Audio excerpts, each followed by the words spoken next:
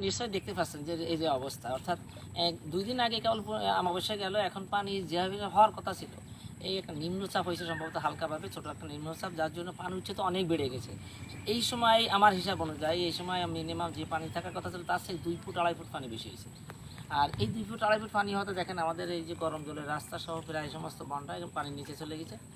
এখানে বন্যপ্রাণীও সুন্দরবনে প্রায়, তাতে বোঝা যায় সুন্দরবনটা সম্পূর্ণটাই জায়গাটাই মানে পানির নিচে চলে গেছে। কিন্তু এখানে বন্যপ্রাণী নিয়ে অনেক কথা আসে যে এরকমের, তাহলে বন্যপ্রাণীগুলো কি সব মারা গেল? না, এদের কিন্তু অনেকটা অ্যাডাপ্টেশন আছে, অর্থাৎ এই পানিটা আসার পরে 2 থেকে 2.5 ঘন্টা পরে আবার সব পানি নেমে যাবে, সেই জন্য আর সমস্যা হয় না। এবং ওরা অ্যাডাপ্টেশন আছে এইভাবে যে 2 ঘন্টা 2.5 ঘন্টা টিকে থাকতে পারে।